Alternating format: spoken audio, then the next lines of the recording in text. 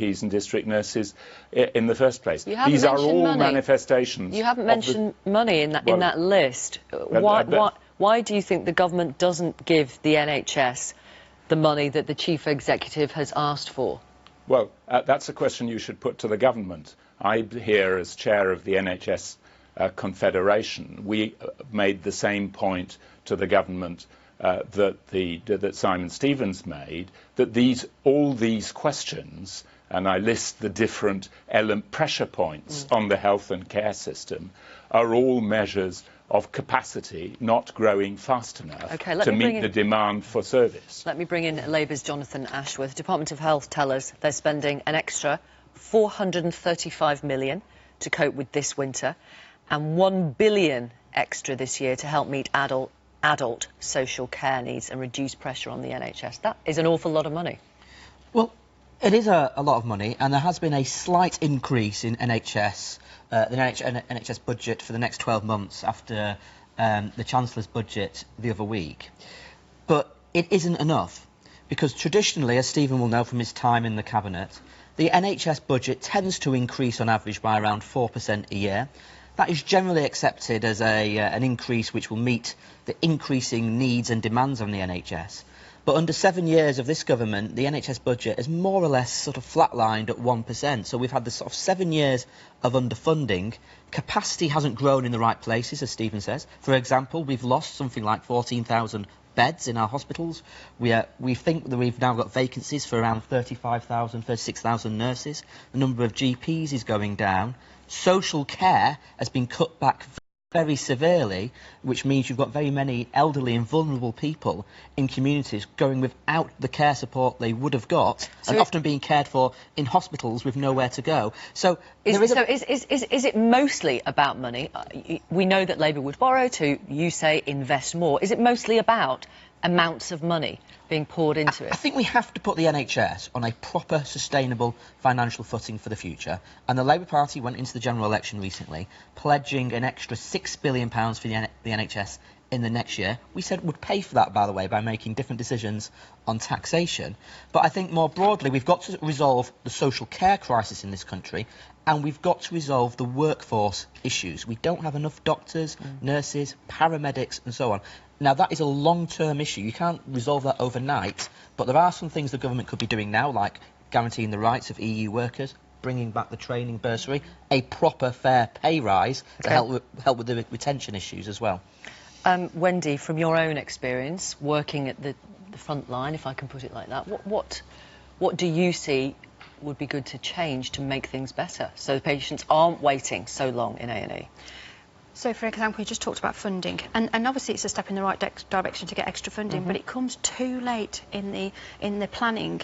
What we need to be doing... But we are where we are now. We are where we are now. So what would you suggest? Well, we need to be planning for next year. We need to be knowing what money is available for next year, the year after, so we can plan. So, for example, I know at George Eliot Hospital in Nuneaton, they're just spending the extra £1 million they had to redesign their A&E department so that they can have out-of-hours GP service, walk-in centres, A&E, all together.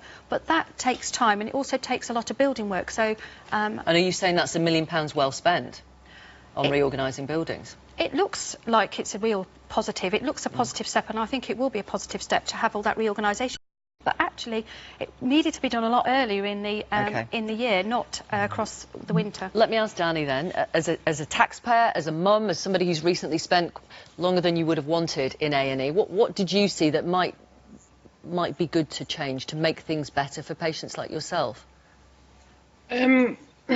I think if you're taken in by ambulance, which we were, I think instead of being told you're not a priority, I think you should be seen as soon as you get there. I understand that there's emergencies. That doesn't bother me at all. If there's an emergency I have to wait, that's fine. But we were taken in by ambulance, and to be honest, we walked through the main entrance of A&E, and the whole corridor was just lined with people laying on gurneys.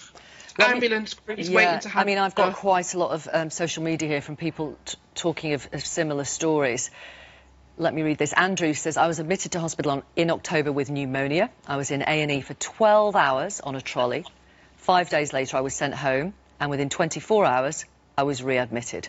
This time I spent 16 hours on a trolley and spent a further 11 days in hospital before finally being sent home. There are quite a few like that.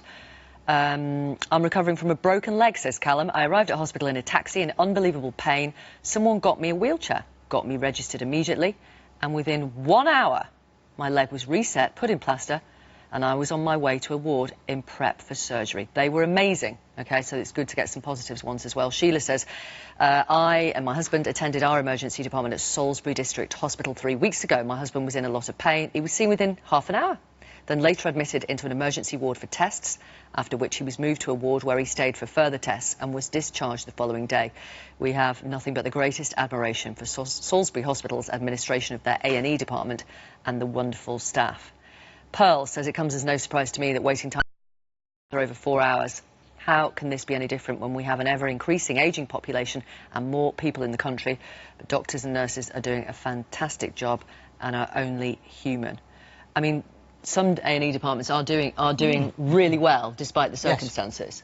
Yes. Yeah, that is a real tribute to the tremendous staff who work in our hospitals. But I mean, that story about trolley waits is just absolutely staggering, and no one should have to put up with that. Yet some figures that we researched recently suggested or showed that in the last year there's been 565,000 people designated as trolley waits. That means they're often waiting on a trolley or just on chairs or, you know, in corridors, unable to get a bed. So the scale of the crisis affecting our NHS is huge at the moment. OK. Thank you all very much. Thank you for coming on the programme. Thank you. And I've got a really interesting email from Rachel. It is quite long, so I'm going to read it later, but I will read it, Rachel. If you want to know how your local hospital is doing, then you can use the BBC NHS Tracker. It's bbc.co.uk/NHS Tracker. There it is.